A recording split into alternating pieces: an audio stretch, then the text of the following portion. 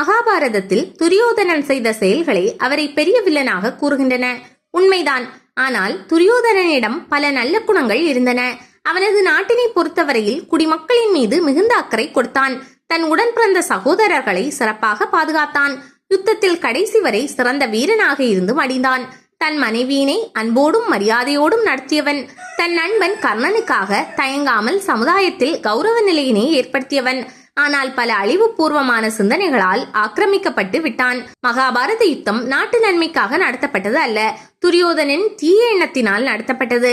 பாண்டவர்களுக்கு 5 வீடு கூட தர மறுத்து தன்னை மிகவும் தீயவனாக்கி கொண்டான் துரியோதனன். பாண்டவர்கள் உலகில் எங்கு வாழ்வதையும் துரியோதனன் வெறுத்தான். இந்த அளவு அதிகமான வெறுப்புணர்ச்சியே துரியோதனனுக்கும் அவனை சார்ந்தவர்களுக்கும் தீமையை ஏற்படுத்தியது. அதிகம் தீய யோசனைகளை சொன்ன சகுனியை சார்ந்திருந்தான். அவன் சொல்படியே நடந்தான். தன் நலனுக்காகவே எதையும் செய்தான். திரௌபதி பெண்தானே, பலவீனமானவள் என தப்பு கணக்கு போட்டு மிக கீழ்த்தரமாய் நடந்தான். திரௌபதியின் பிறப்பு பலம் இதனை கணிக்க தவறிவிட்டான். இந்த தீய குணங்களினால் துரியோதனன் இழந்தது ஏராளம் ஏராளம். பேராசையும் மூர்க்கத்தனமும் ஒரு சாம்ராஜ்யத்தினையே சீரழித்தது. துணிச்சல் உடையவனாக இருந்தும் தலைமை பதவிக்கான தகுதிகள் இருந்தும் அனைத்து பிரச்சனைகளையும் அவனே உருவாக்கியது. ஆனாலும் எதிர்கொண்டாலும் அவன் அழிவினை தீய குணங்களை ஏற்படுத்தின என்பதே உண்மை.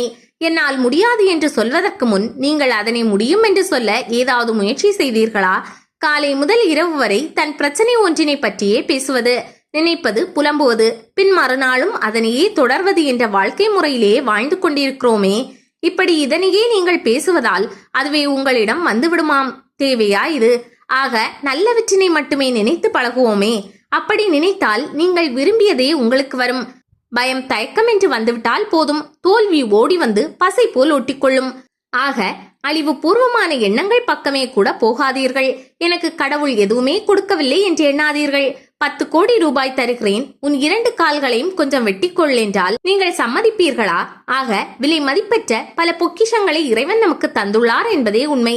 அனைவரின் முதல் எதிரி அவரது சோம்பல்தான். இருப்பதை கொண்டு நிறைவு காணாவிடில் வாழ்வு துக்கம் நிறைந்தது ஆகிவிடுகின்றது. பற்றற்ற வாழ்க்கை போன்ற ஒரு சௌகரியமான வாழ்க்கை கிடையாது. ஆனால் அவ்வாறு அநேகராலும் வாழ முடிவதில்லை. தெரிந்த எந்த குற்றங்களும், அதாவது சொல், சிந்தனை, செயல், இவற்றினால் செய்யாமல் இருந்தாலே மனம் தெளிவாக இருக்கும். இறைவனை தவிர யாரிடமும் எதுவும் எதிர்பார்க்க வேண்டாம், கேட்கவும் வேண்டாம். அப்படி இருந்தால் உங்கள் மீது மரியாதையின்மையும் கௌரவத்தின்மையும் மற்றவர்களுக்கு ஏற்படும். இறைவனுக்கு நம்மிடம் இருப்பதை கொண்டு செய்தாலே போதும். மற்றவர்களை கொள்ளையடித்து நான் இறைவனுக்கு செய்கிறேன் என்பதை இறைவன் ஒருபோதும் ஏற்பதில்லை. நீலன் என்பவர் இளம் வயதிலேயே போர் திறமையை நன்கு அறிந்த காரணத்தினால் சோழ மன்னர் முத்தரையா என்பவரிடம் சேனாதிபதியாக பணியாற்றினார். மிக திறமையாக பணியாற்றியதால் முத்தரையர் நீலனை ஆலை என்ற நாட்டிற்கு அரசனாகவே ஆக்கினார். இந்நாட்டின் தலைநகரம் திருமங்கை என்பதால் திருமங்கை அரசன் என்றே குறிப்பிடப்பட்டார். எதிரிகளுக்கு சிம்ம சொப்பனமாக இருந்து அவர்களை அழித்ததால் பாகாலன் என்ற பெயர் பெற்றான். திருமங்கை மன்னர் குமுதவல்லி என்ற பெண்ணை மறந்தார்.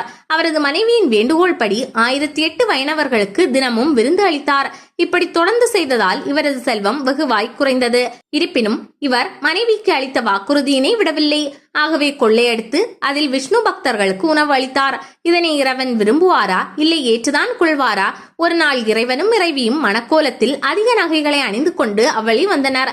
மன்னரும் அவர்களது நகைகளை கொள்ளையடித்து மூட்டைகளாக கட்டினார். ஆனால் என்ன ஆச்சரியம், அந்த மூட்டைகளை அவரது ஆட்களால் நகர்த்தக்கூட முடியவில்லை. கோபமடைந்த திருமங்கை மன்னர் மணமகனாக இருந்த திருமாலை பார்த்து, நீ ஏதோ மந்திரம் செய்துள்ளாய், அந்த மந்திரத்தினை உடனடியாக சொல், நான் இந்த மூட்டைகளை உடனடியாக எடுத்து செல்ல வேண்டும் என்றார் மன்னர். திருமால் மன்னரை அருகே வருமாறு அழைத்தார். மன்னனின் காதில் ரகசியமாக நாராயணா என்றார். அதனை உச்சரித்தவுடன் மன்னன் தெளிவு பெற்றான். தன் தவறுகளை உணர்ந்து திருந்தினான். திருமாலும் மகாலட்சுமியும் மன்னனுக்கு காட்சியளித்தனர். மன்னன் அனைத்தினையும் துறந்தான். திருமாலை பாடி துதித்து திருமங்கை ஆழ்வார் என்றும் ஆனார். இந்த கதை உணர்த்துவது என்ன? இறைவனுக்கே என்றாலும் இறைவன் திருட்டினை ஏற்பதில்லை. அப்படி இருக்க சுயநலத்திற்காக திருடிவிட்டு சாமிக்கும் நான் 100 ரூபாய்க்கு பூ வாங்கினேன் என்று கூறுவது பாவமே. இறைவன் அதனை ஏற்பதில்லை என்பதே உண்மை. பெரிய தவறு செய்பவர்களுக்கும் திருந்த இறைவன் வாய்ப்பு தருகிறார். ராவணனுக்கு கொடுக்கப்பட்ட வாய்ப்புகள் அதிகம். இன்று போய் நாளை வா என்று கூட வாய்ப்பு கிடைத்தது. ராவணனால் தன்னை மாற்றிக்கொள்ள முடியவில்லை.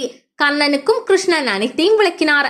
செஞ்சோற்று கடன் என்பதற்காக கர்ணன் தவறு என தெரிந்தும் துரியோதனன் பாதையில் சென்றான். பெற்ற மகனான பிரகலாதனை வெகுகாலம் ஹிரண்யன் கொடுமை செய்தான். இறுதியில் இறைவன் நரசிம்ம அவதாரம் எடுத்து ஹிரண்யனை அளித்தார்.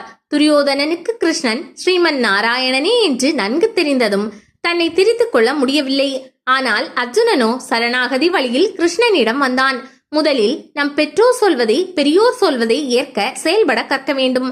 பல கர்மாக்கள் நம்மை சேராமல் அவர்கள் அறிவுரையே நம்மை காப்பதற்கு அரணாக நிற்கும். எத்தனை முறை எழுதினாலும் எத்தனை முறை படித்தாலும் மீண்டும் மீண்டும் ஞாபகப்படுத்திக் கொண்டே இருக்க வேண்டிய சில வரிகளை நாம் பார்ப்போம். இவைகளை நடைமுறைப்படுத்தாவிட்டால் இன்றி ஒருவர் தன்னுள் ஒளியினை தேட முடியாது. அதிக அழிவுபூர்வமான சிந்தனை செயலில் இருப்பவர்கள் உடனடியாக அதனை விட்டு வெளியே வர வேண்டும். இது ஒரு சூழல் ஒருவரை அழித்துவிடும். காலை முதல் மாலை வரை புலிமூட்டை போல் அசையாது அமர்ந்தே இருப்பது கொடுமையான தற்கொலைக்கு சமம். அதிக மது அருந்துதல் இதன் தீங்கினை சொல்லாதவர்கள் இல்லை. உடற்பயிற்சி அன்றாடம் 20 நிமிடமாவது அவசியம். சூரிய ஒளியினை உங்கள் உடலும் ஆத்மாவும் பெற வேண்டும். அதிக சர்க்கரை, அதிக உப்பு இவை ஒருவர் அவரது ஆயுளை குறைத்துக் கொள்ளும் பாதை. உணவில் ஒழுக்கம் கட்டுப்பாடு இல்லையெனில் ஒருவர் புலன்களை கட்டுப்படுத்துவது கடினம். செல்போனிலே வாழ்க்கையை செலவிடுபவர் தன் வாழ்வினை வீணடிக்கின்றார். கோபம், எரிச்சல், முரட்டுத்தனம் இவை ஒருவரை அழிக்கும் ஆயுதங்கள். சற்று ஓய்வு, பொழுதுபோக்கு அவசியமே. சுத்தமான ஆடை அணிவது அவசியம். எப்போதும் சோர்ந்த பலவீனமான முகம் வெற்றி தராது. ஒருவரை நேருக்கு நேர் பார்த்து பேச வேண்டும். உங்களது கம்பீரம் உயரும். நிதானமாய் தெளிவாய் கூச்சலின்றி பேச வேண்டும். பசியோடு அதிக நேரம் இருப்பது கடினம்தான். சேமிப்பு என்பதும் கடினம்தான். நல்ல புத்தகங்களை படிப்பது கடினம்தான். இந்த கடினத்தினை நாம் பின்பற்றினால் வெற்றி நமக்குதான்.